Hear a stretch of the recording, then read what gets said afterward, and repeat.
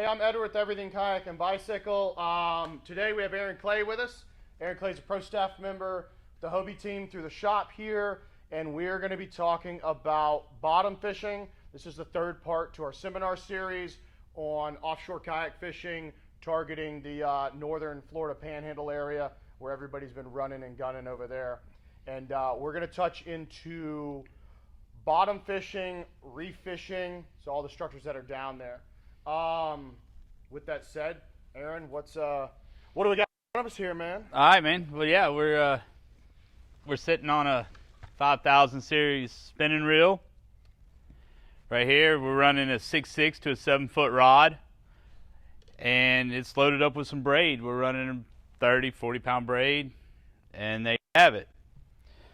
So what I like to run is a Carolina rig on my stuff. I'm running a 6-ounce egg sinker tied to my main line, swivel, size 5/0 hook.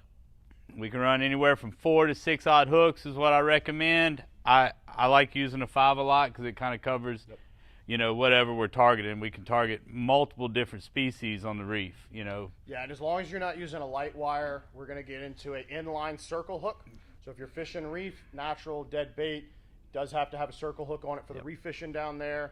And as long as it's not a thin wire, it's generally more than strong enough.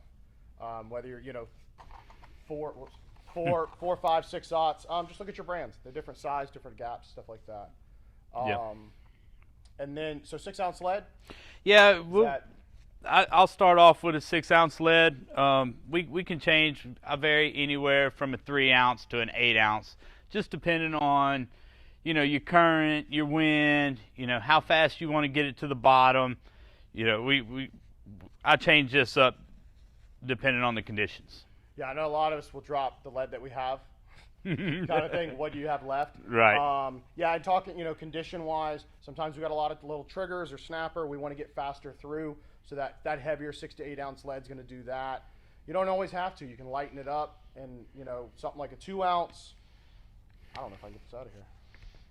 There we go. So something like a 2-ounce, it's a little easier on you to fish. It's going to be a slower drop. You're going to fight the lead as much, but not, some days current, wind, drift aren't going to be the option.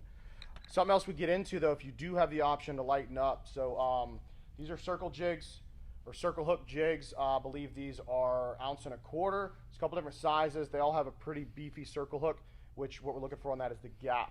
So this is going to be a little tighter presentation. We're going to tie that leader straight into this guy and run that down. You can, play with it, jig it around, stuff like that. Stronger than you will ever need for that, and a lot of fun, a little different way to do it. Other than that, so we said 5 to 6,000 class. Yeah, 5 to 6,000 class spinning rod. You can use your conventionals also. It really don't matter. I prefer the spinning setup on bottom fishing. And I'll be honest, I prefer a conventional. I like to drop that conventional. From there, though, that 5 to 6,000 class spinning is going to be your workhorse. We're trolling, we're casting, you can make bait with it. We're going to bottom fish, and regardless, we've both caught great fish. Beautiful snapper. We start talking into that. I know we're both always pushing for that 30 inch over mark, but 25s to 28s all day long. All day long on that rig. Yeah. Learning your drag, learning your knots. You'll go through some heartbreak with that, but that's part of that learning process. From there, the bottom, it's, you can rig up. We do Carolinas or knocker rigs. I know some folks will do the long lead. That lead will sit right down on top of that hook, let it down. Dead bait, live bait, learn it, play with it. Yep. If you got a lot of current, I'll tell you something. If you're going to put a whole cigar minnow, you got a lot of current, cut his tail off so he doesn't spin. I don't know. Well, I've seen sails hit helicopter and base, but that's the rarity. With that said, that's the game. The reef fishing stuff. The reef fishing's not the hard part. It's like I said, it's egg weight, hook, drop it down, and we pull up so many different fish from there. Oh man, there's grouper on those reefs. There's grouper. The snapper are always the goal. We catch cobia snapper fishing on the bottom.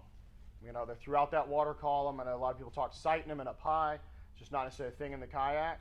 But like having that pitch rod ready to go, or even that trolling rig. That trolling rig's on a spinning. Something comes up high, you know, put it out there. Oh yeah. Mark your reefs, learn your drifts. That's all going to be technical stuff that you'll get into. But having the right rod and reel setup to get you on the reef, get a bait down, and have at it. But I think that's probably the easiest one. Yeah, I think so. Absolutely, guys. We appreciate you. This is the third part of this one. We're going to probably close that out. We'll get into some other options later on.